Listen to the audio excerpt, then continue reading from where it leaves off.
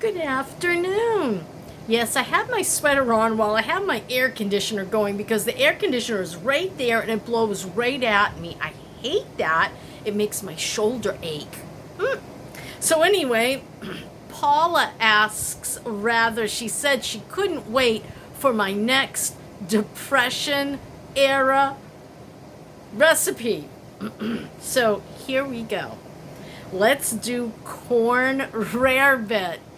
Okay, so the history behind Welsh rarebit was they originally called it Welsh rabbit. And I always loved that. They always did it on Bugs Bunny, right? And of course Bugs Bunny was going to be the Welsh rabbit. But there's no rabbit in Welsh rabbit, so they changed it to rarebit. Why would they do that? And Welsh, of course, is, from that island, Brits. And so here we go. Corn rarebit. So we need 2 cups of B&M Paris corn. Now let's remember that we're talking about Maine-grown vegetables, and I'm so sorry that you see it backwards, but still. And Maine-grown, and Paris, Maine, I guess, is where B&M got the majority of their corn. So they made Paris corn. Not to be confused with the country. Paris, right. So 2 cups of canned corn. Let's put it straight here. You know what I'd do? I'd use cream corn. Get a good head start that way. I tried creaming my own canned corn once. No. It's just not as good as the way they do it at Green Giant. So, 2 cups of canned corn, 2 tablespoons of butter, 3/4 teaspoon of salt, 1 tablespoon of green pepper, I would imagine chopped, 1 cup of grated cheese, but it doesn't say what kind. And you got to be careful with that because some cheeses do not melt well when you're doing a white sauce. Cheddar's a good one. Don't use provolone, it bunches all up. I think Monterey Jack is okay, but don't quote me on that one. So you need a cup of grated cheese, and you need 1 or 2 teaspoons of minced onion. Oh, that isn't nearly enough, but okay. A few drops of Tabasco sauce, or I would opt for Worcestershire. And some toast. Sounds good already. I love all of these things. Melt butter, add the pepper, cut finely. Okay, so they added it here that green pepper is cut finely and it's only 1 tablespoon, but I'd put half a pepper right in there. But that's just me. Maybe they just want a little bit of flavoring. And the onion, which was how much onion? Just a couple teaspoons of minced onion? I don't know. Cook slowly for 3 minutes. How? It's not saying. I guess you're kind of sauteing it, maybe in a pan. Add your corn and simmer for 10 minutes. Then remove that entire thing from the fire and beat in the cheese till melted. Pour over toast and serve at once. There's not even any milk in this. How very interesting. Go figure. Above that one is a scalloped corn or scalloped corn recipe. For that, you also need a tin. Oh, this time it's just a tin. Below it was 2 cups. Go figure. A tin of B&M Paris corn, a teaspoon of salt, a half a cup of cracker crumbs. Ooh. Where is my... a half a teaspoon onion juice from fresh cut onion. Mercy, that's a pain. What do you do? Try to squeeze it? I guess you could grate it into a pile and then take it and push it through a sieve like they did with that other creepy recipe. And 2 tablespoons of butter. Now what are we going to do with this lovely idea? To the corn, you'll add salt, pepper, and onion juice. Why not just throw some onion in a food chopper and throw that in. Probably because they didn't have food choppers, but they did have those cool little where you put the veggies in, a little nut grinder, had the little glass bottom. Do you remember that? The metal top, and cute. So cute. I don't know. They want to squeeze onions and make juice. Go figure. Mix well. Okay, wait a minute. So, okay, so you put your tin of corn in there. I would drain it. Add your salt, pepper, and onion or juice. Mix well and turn into a shallow baking dish. Well, that's different. Melt the butter. Add cracker crumbs. Mix with a fork and sprinkle lightly over the corn. Ooh. Bake 10 to 12 minutes until crumbs are brown and corn is bubbling. What is it bubbling in here? It's not bubbling in anything. It's not enough onion juice to make corn bubble. What do you think? Corn, salt, pepper, onion juice. The onion juice is a 1/4 teaspoon of onion juice. That's not going to bubble anything. 2 tablespoons of butter, that ain't going to bubble. Okay, well, bake 10 to 12 minutes until crumbs are brown and corn is bubbling in a hot oven at 400 degrees.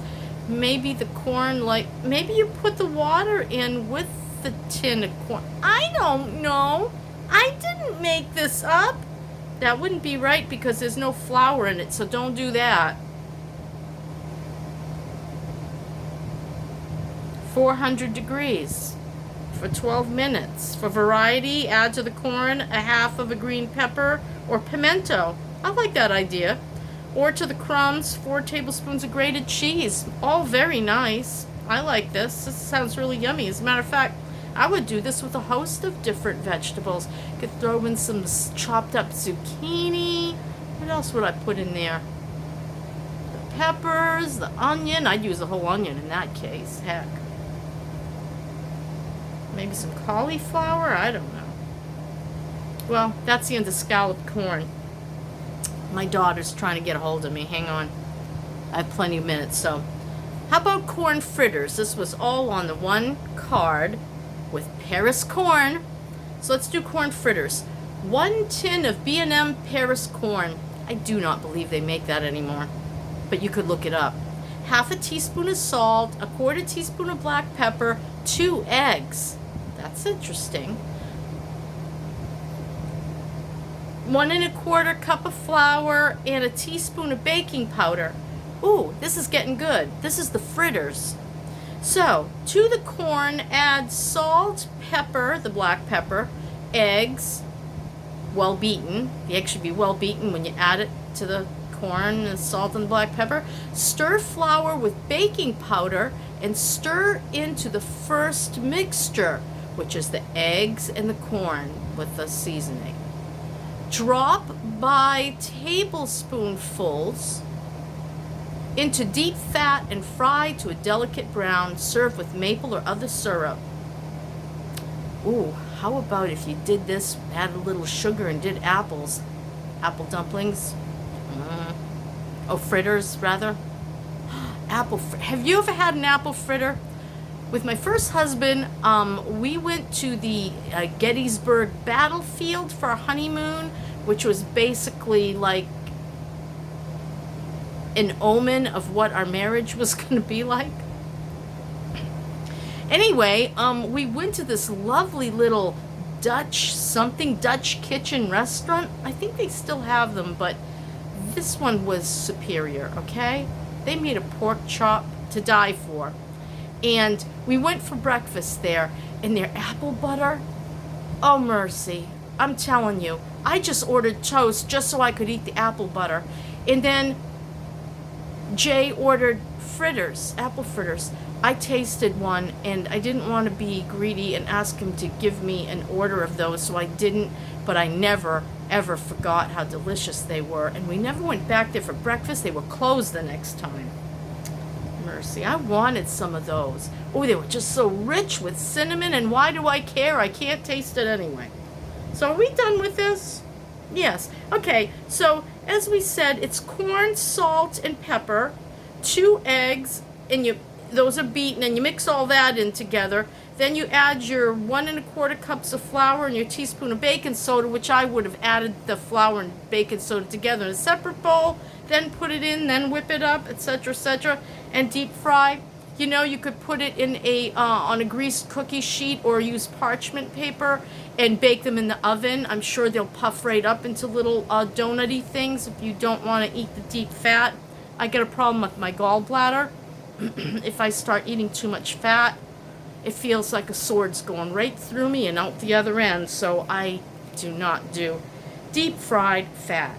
But this is lovely. Now these are three very edible recipes, and these could easily be tweaked. The corn fritters could be, jazzed up.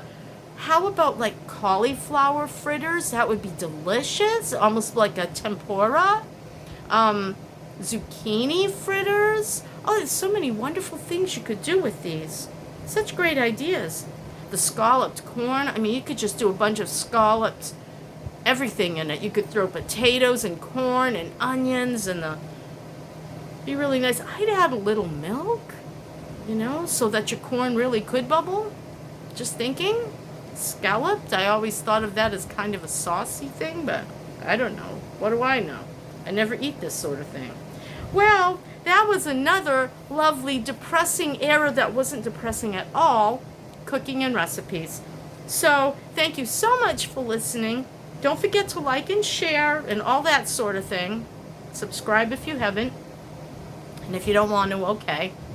That's my story and I'm sticking to it. Have a lovely afternoon on this it's the 4th of July weekend. I'm doing absolutely nothing but working. Yeah. I watched some videos about senior female van life too, and that's about it. Answering my daughter's questions. Tried to look at a van. That didn't go. God has my van. He just hasn't revealed it yet. Bye.